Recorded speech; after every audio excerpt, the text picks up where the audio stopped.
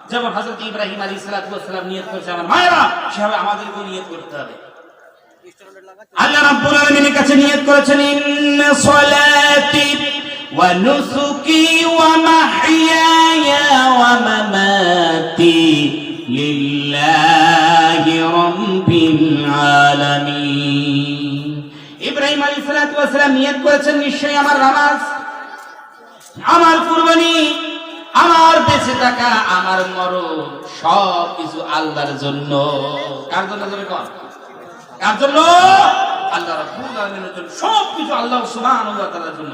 ইব্রাহিম আলাইহিস সালাতু ওয়াস সালাম আবার সুন্দর করে নিয়ত করছেন আল্লাহ রাব্বুল আলামিনের কাছে ইন্নী ওয়াজ্জাহতু ওয়াজহিয়া লিল্লাযী ফাতারাস সামাওয়াতি ওয়াল আরদ হানিফান ওয়া মা আনা মিনাল মুশরিকিন। ইব্রাহিম আলাইহিস সালাতু ওয়াস সালাম নিয়ত করেছেন, সুন্দর করে বললেন আল্লাহ ইন্নী ওয়াজ্জাহতু, নিশ্চয় আমি আমার চেহারাখানা ফিরিয়ে দিলাম। ও আল্লাহ, আমি আমার চেহারাখানা ফিরিয়ে দিলাম কার জন্য? ইন্নী ওয়াজ্জাহতু ওয়াজহিয়া লিল্লাযী, আল্লাহর জন্য, যে আল্লাহ ফাতারাস সামাওয়াতি ওয়াল আরদ, জমিন আসমান যে আল্লাহ তৈরি করেছেন, সেই আল্লাহ রাব্বুল আলামিনের দিকে আমি ফিরিয়ে দিয়েছি। জোরে কান সুবহানাল্লাহ। এভাবে বলিয়ে সব আল্লাহ রাব্বুল আলামিনের দিকে মনোনিবেশ করতে হবে, পৃথিবীর কারো দিকে নয়। আল্লাহ সুবহানাহু ওয়া তাআলার দিকে মনোনিবেশ করুন, আল্লাহর কাছে চান, আল্লাহ রাব্বুল আলামিন দান করবেন। ইবাদত আপনি আল্লাহর করবেন, আর আপনাকে আল্লাহ না দিয়ে ছাড়বে, আল্লাহ রাব্বুল আলামিন আপনাকে দিয়ে দিবে। আমার শোনাচ্ছেন ভাইরা, ওই জন্য বলছি আল্লাহ রাব্বুল আলামিন সর্বপ্রথম হুকুম দিয়েছে বান্দা আমার ইবাদত করো, না শুধু আমার করবে। তারপরে আল্লাহ রাব্বুল আলামিন বান্দাদেরকে জানিয়ে দিল, বান্দারে আমার ইবাদত করো। ক্বাদা রাব্বুকা আল্লা তা'বুদু ইল্লা ইয়্যাহু ওয়া বিল ওয়ালিদাইনি ইহসানা। বান্দারে তোমার পিতামাতার সঙ্গে সৌজন্যমূলক ব্যবহার করবে। কার সঙ্গে? জোরে কোন? পিতামাতার সঙ্গে সৌজন্যমূলক ব্যবহার করতে হবে। আল্লাহ রাব্বুল আলামিনের অর্ডার, আল্লাহর হুকুম।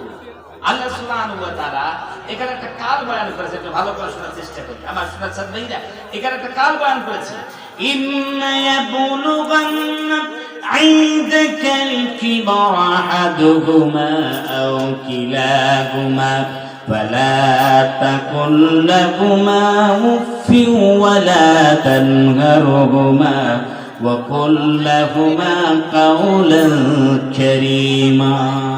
আল্লাহ বলে, বান্দা তোমার কাছে যখন তোমার পিতামাতা বার্ধক্যে উপনীত হবে তখন সৌজন্যমূলক ব্যবহার করবে। আমার শোনাচ্ছেন ভাইরা রে, আল্লাহ সুবহানাহু ওয়া তাআলা এখানে এই কথাটা কেন বললেন? যখন বার্ধক্যে উপনীত হবে, আমার ভাইরা রে, পিতামাতার যখন বয়সটা একটু বেশি হয়ে যায়, বার্ধক্যে উপনীত হয়ে যায়, মেজাজটা একটু খিটখিটে পাড়া হয়ে যায়, একটু সামান্য কথার মধ্যে রেগে যায়। ওই জন্য আল্লাহ বলে, বান্দারে তোমার মা বাপ তোমাকে কষ্ট করে লালন পালন করেছে, এখন বার্ধক্যে উপনীত হয়েছে, এখন তুমি মা বাবার রাগ দেখে কখনো উপ শব্দ পর্যন্ত বলবি না, উপ শব্দ পর্যন্ত বলবি না।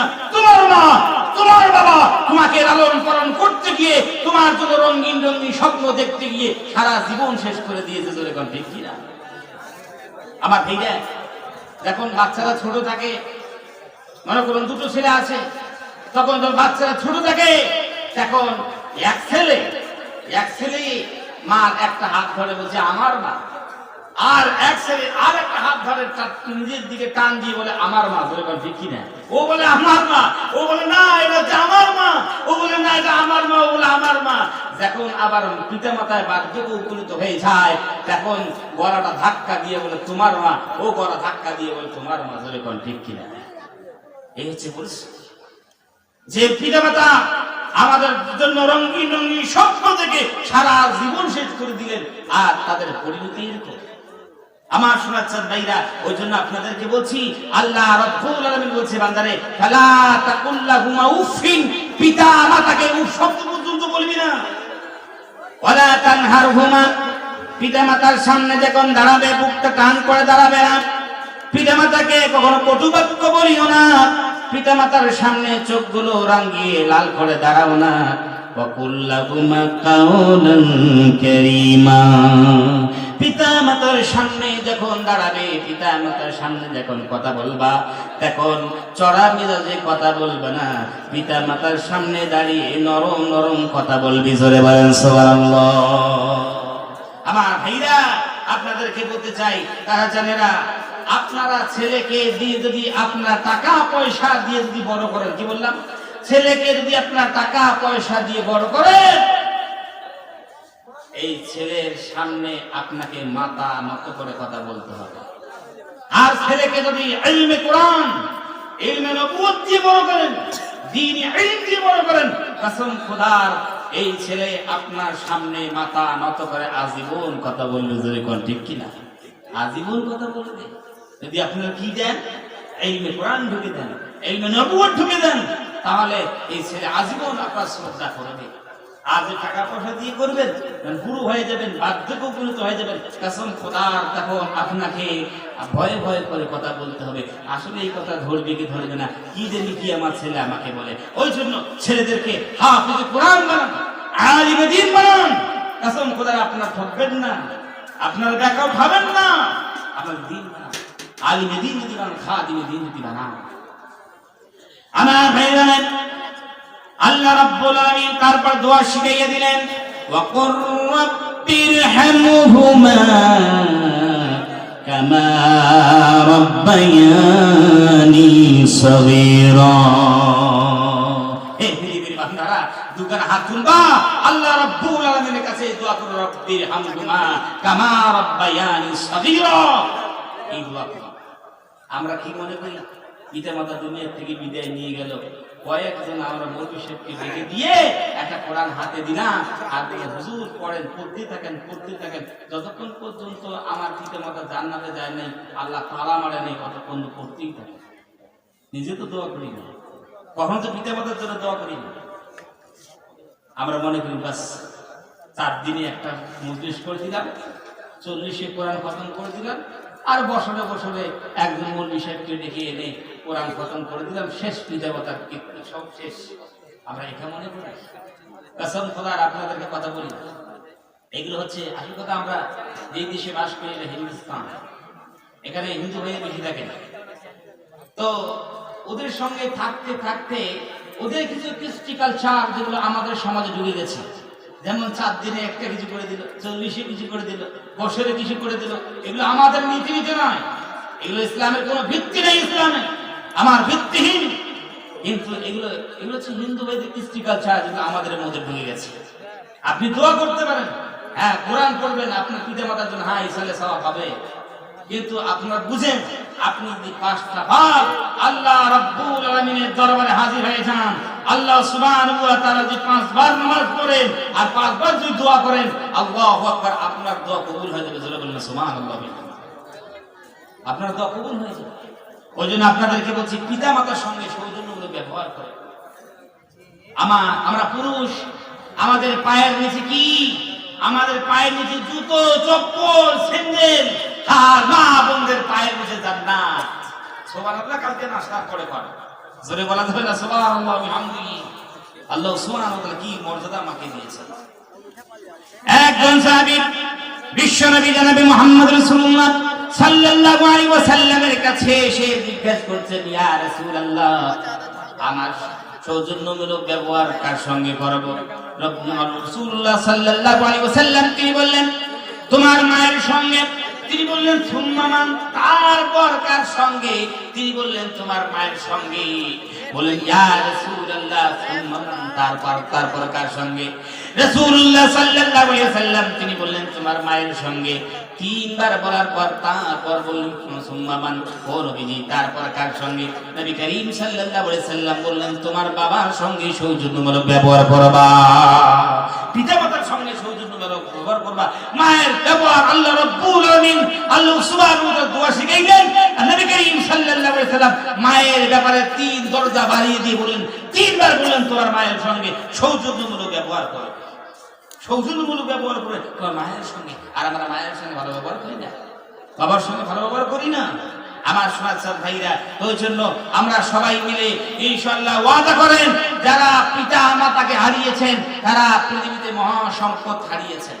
যাদের পিতামাতা পৃথিবীতে বেঁচে আছে, মহা সম্পদ বেঁচে আছে, আপনার বড় বড় আপদ বিপদ মুসিবত আপনার পিতামাতার দোয়ার কারণে আসতে পারে না। তোরে কোন ঠিক কিনা?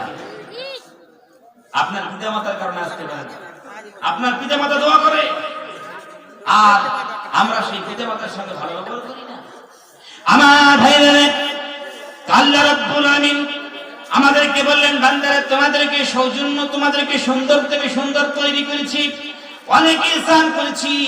আর পৃথিবীতে আল্লাহ রাব্বুল আলামিন সুন্দর থেকে সুন্দর তৈরি করার পর সব থেকে বড় নিয়ামত দিয়েছেন আল্লাহ রাব্বুল আলামিন, ঈমান দিয়েছেন।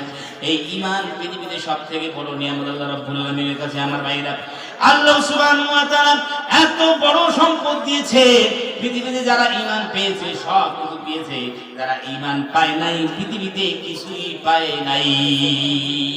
ঈমান যারা নিয়ে আসবেন, যারা আল্লাহ রাব্বুল আলামিনের সামনে আত্মসমর্পণ করবে, যে বান্দা বান্দীরা আল্লাহ রাব্বুল আলামিনকে ইখলাসের সহিত বিশ্বাস করে নেবে, আল্লাহ রাব্বুল আলামিন তাদের জন্য জান্নাত ঘোষণা করে দিয়েছেন। বলছেন, ইন্নাল্লাযীনা আমানু ওয়া আমিলুস সালিহাতি কানাত লাহুম জান্নাতুল ফিরদাউসি নুজুলা খালিদিন ফিহা লা ইয়াবগুনা আনহা হিওয়ালা।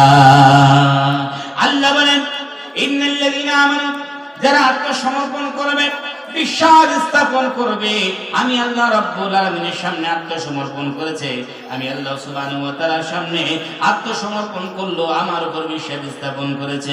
বিশ্বনবী জনাবে মুহাম্মদ রাসূলুল্লাহ সাল্লাল্লাহু আলাইহি ওয়াসাল্লাম, তিনি আখিরি রাসূল, প্রফেট, মেসেঞ্জার, আল্লাহর পয়গম্বর, এই কথার উপর সাক্ষ্য দিল, বিশ্বাস স্থাপন করলো। ডে অফ জাজমেন্ট, কিয়ামতের ময়দানে, কঠিন মুসিবতের ময়দানে একদিন হবে, এই কথার উপর সাক্ষ্য দান করেছে।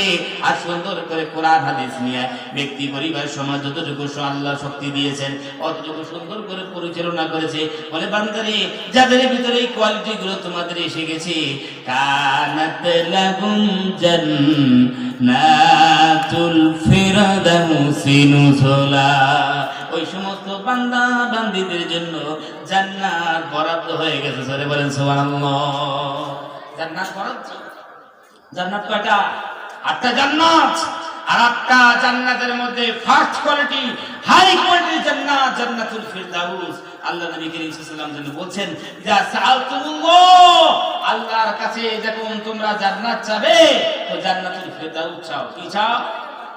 জান্নাতুল ফিরদাউস চাও। আমার ভাইরা, আল্লাহর কাছে সবচাইতে ভালো দৃশ্য চাইতে হবে, সব সর্বসময় উৎকৃষ্ট চাইতে হবে।